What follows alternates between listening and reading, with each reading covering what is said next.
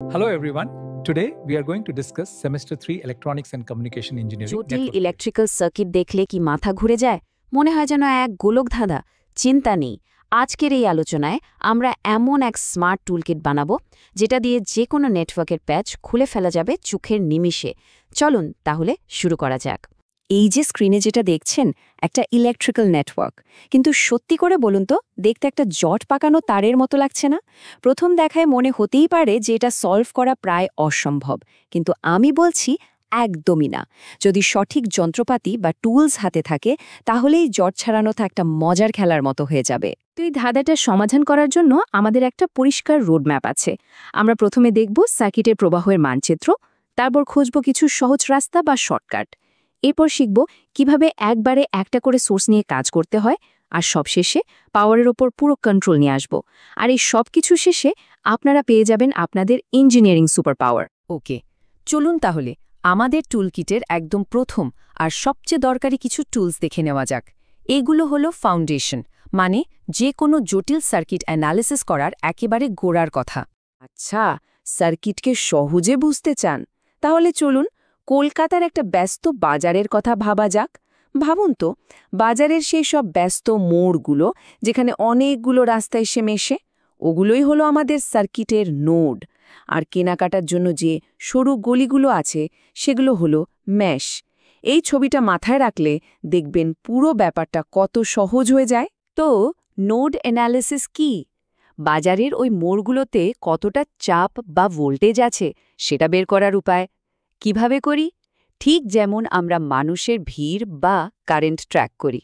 এর পেছনের মূল নীতিটা খুব সিম্পল, কনজারভেশন অফ চার্জ। কারশফের কারেন্ট ল, মানে কেসিএল, এটাই বলে যে একটা মোড়ে ঠিক যতটা কারেন্ট ঢুকছে ঠিক ততটাই বেরিয়ে যাচ্ছে, কিছুই হারিয়ে যায় না। তাহলে প্রশ্নটা হলো, সার্কিটের মোড়ের ভোল্টেজ মাপার জন্য আমরা কোন আইনটা ব্যবহার করি? আর মেশ অ্যানালাইসিস, ওটা হলো বাজারের কোনো একটা গলিতে আপনার নিজের যাত্রাপথটা ট্র্যাক করার মতো। ভাবুন, আপনি একটা গলি দিয়ে হাঁটা শুরু করলেন।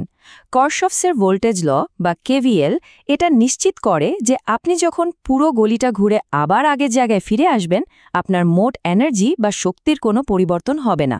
মানে যা খরচ হয়েছে তাই পেয়েছেন। এটা আসলে কনজারভেশন অফ এনার্জির ওপর ভিত্তি করে তৈরি। বেশ, তাহলে প্রশ্ন হলো কখন কোনটা ব্যবহার করব? নিয়মটা খুব সোজা। যদি দেখেন সার্কিটে মোড় কম কিন্তু গলি অনেক বেশি, তাহলে নোড অ্যানালিসিস আপনার সময় বাঁচাবে। আর যদি উল্টোটা হয়, মানে গলি কম কিন্তু মোড় বেশি, তখন মেশ অ্যানালিসিস ব্যবহার করাটাই স্মার্ট মুভ। আর ভালো খবর হলো দুটো ক্ষেত্রেই ইকুয়েশনগুলো ম্যাট্রিক্স দিয়ে খুব সহজে সলভ করা যায়। তাহলে এবার ভাবুন তো, একটা সার্কিটের ম্যাপ হাতে পেলে কোন রাস্তাটা সহজ হবে সেটা বোঝার জন্য প্রথমে মোড় গুনবেন নাকি গলি? চমৎকার! আর আমাদের টুলকিটে এমন কিছু স্মার্ট গ্যাজেট যোগ করার পালা, যা সার্কিটের জটিল অংশগুলোকে একদম সহজ করে দেবে। মানে কম খেটে বেশি কাজ। সোর্স ট্রান্সফরমেশনকে একটা জাদু ট্রিক বলতে পারেন। ব্যাপারটা কি? ধরুন আপনি একটা ভোল্টেজ সোর্স আর তার সাথে সিরিজে থাকা একটা রেজিস্টারকে ফুস মন্ত্র দিয়ে একটা কারেন্ট সোর্স আর তার সাথে প্যারালেলে থাকা সেই একই রেজিস্টারে বদলে দিলেন, অথবা উল্টোটা করলেন। এতে সার্কিটের বাইরের অংশে কোনো প্রভাবই পড়বে না, কিন্তু আপনার অ্যানালাইসিস করার কাজটা অনেক অনেক সহজ হয়ে যাবে। থেভেনিনের থিওরেম তো আরও এক কাঠি ওপরে।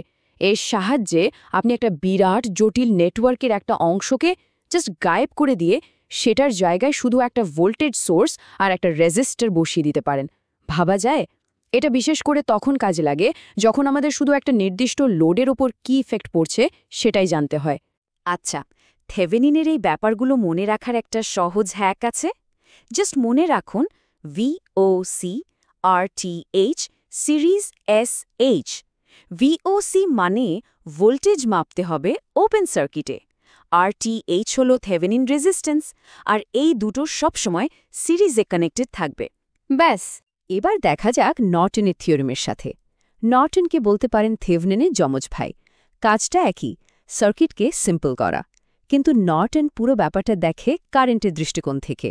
মানে একটা জটিল নেটওয়ার্ককে ও বদলে দেয় একটা কারেন্ট সোর্স আর একটা প্যারালেল রেজিস্টার দিয়ে।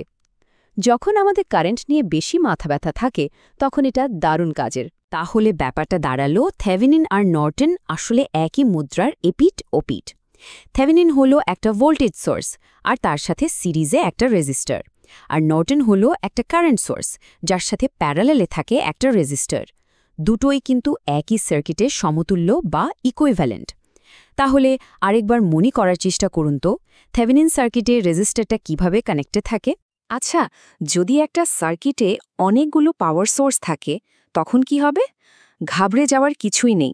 আমাদের টুলকিটের পরের টুলটা ঠিক এই সমস্যারই সমাধান।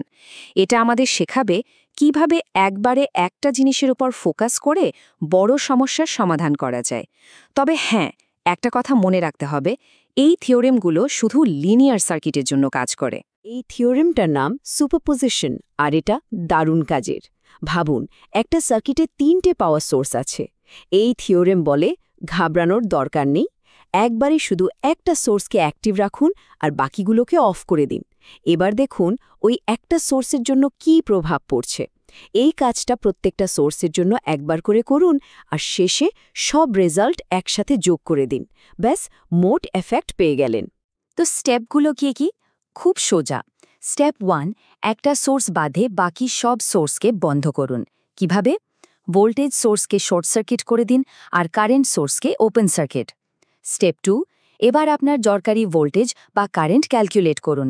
স্টেপ 3, প্রত্যেকটা সোর্সের জন্য এই কাজটা রিপিট করুন। আর ফাইনাল স্টেপ, সব রেজাল্টগুলোকে একসাথে যোগ করে দিন। তাহলে মূল আইডিয়াটা কি? অনেকগুলো জিনিসের মোট প্রভাব বের করার জন্য প্রতিটিকে আলাদাভাবে দেখতে হবে, তাই না? আমরা প্রায় শেষের দিকে চলে এসেছি। এবার টুল কিটের সেই অংশটা দেখব যা আমাদের সার্কিটের পারফরম্যান্সকে একদম নিখুঁত করতে, মানে অপটিমাইজ করতে সাহায্য করবে। এটাকে বলতে পারেন final level, maximum power transfer theorem. নামটা শুনে কঠিন মনে হলেও ব্যাপারটা খুব সহজ। ভাবুন, আপনার কাছে একটা দারুণ অ্যাম্প্লিফায়ার আছে। আপনি যদি তার সাথে যে কোনো একটা স্পিকার লাগিয়ে দেন, তাহলে কি সেরা সাউন্ড পাবেন? না। সেরা সাউন্ডের জন্য স্পিকারের ইম্পিডেন্স অ্যাম্প্লিফায়ারের সাথে ম্যাচ করতে হবে। সার্কিটের ক্ষেত্রেও ঠিক তাই। একটা সোর্স থেকে লোডে ম্যাক্সিমাম পাওয়ার পাঠাতে হলে লোড রেজিস্ট্যান্স RL-কে সোর্সের থেভেনিন রেজিস্ট্যান্স RTH এর সমান হতে হবে। সিম্পল। এই চার্টটা দেখুন, ব্যাপারটা একদম জলের মতো পরিষ্কার হয়ে যাবে। যখন load resistance RL, source resistance RTH এর থেকে কম বা বেশি, দুই ক্ষেত্রেই পাওয়ার ডেলিভারি কম হচ্ছে। কিন্তু ঠিক যখন দুটো সমান, মানে RL ইকুয়ালস টু RTH, তখনই দেখুন পাওয়ার ট্রান্সফার একেবারে ম্যাক্সিমাম। এটাই হলো সেই সুইট স্পট। আর সবশেষে দুটো ইউনিভার্সাল লয়ের কথা না বললেই নয়, রেসিপ্রোসিটি আর টেলিগেন। এগুলোকে সার্কিট জগতের ফিজিক্সের নিয়মের মতো ভাবতে পারেন। রেসিপ্রোসিটি সার্কিটের সিমেট্রি নিয়ে কথা বলে, আর টেলিগেন পাওয়ার কনজারভেশন বা শক্তি সংরক্ষণের কথা বলে, যা প্রমাণ করে যে একটা সার্কিটে মোট পাওয়ার সবসময় শূন্য থাকে। আচ্ছা, আলোচনার শেষে এসে আরেকবার মনে করুন তো, ম্যাক্সিমাম পাওয়ার ট্রান্সফারের মূল শর্তটা কী ছিল? এবং এইখানেই আমাদের সফর শেষ হলো। এতক্ষণে আপনাদের হাতে একটা সম্পূর্ণ ইঞ্জিনিয়ারিং টুলকিট চলে এসেছে। এই টুলকিটটা দিয়ে এবার যে কোনো জটিল সার্কিটের ধাঁধা সমাধান করা সম্ভব। একটা কথা মনে রাখবেন, এগুলো কিন্তু শুধু কিছু ইকুয়েশন বা থিওরেম নয়, এগুলো আসলে চিন্তা করার একটা পদ্ধতি। এই টুলকিটটা আপনাদের শেখায় কিভাবে জটিলতার মধ্যেও সরলতাকে খুঁজে বের করতে হয়। আর এই স্কিলটা শুধু সার্কিট সলভ করার জন্য নয়, আগামী দিনের টেকনোলজি, সেটা AI হোক বা রোবোটিক্স, ডিজাইন করার জন্য একজন ইঞ্জিনিয়ারের সবচেয়ে বড় শক্তি। তাহলে এখন যেহেতু এই শক্তিশালী টুলকিটটা আপনাদের হাতে, একটা প্রশ্ন রইল। আপনাদের চারপাশের কোন জটিল সিস্টেমটাকে আপনারা প্রথম এই নতুন দৃষ্টিভঙ্গি দিয়ে বোঝার চেষ্টা করবেন? ভাবতে থাকুন।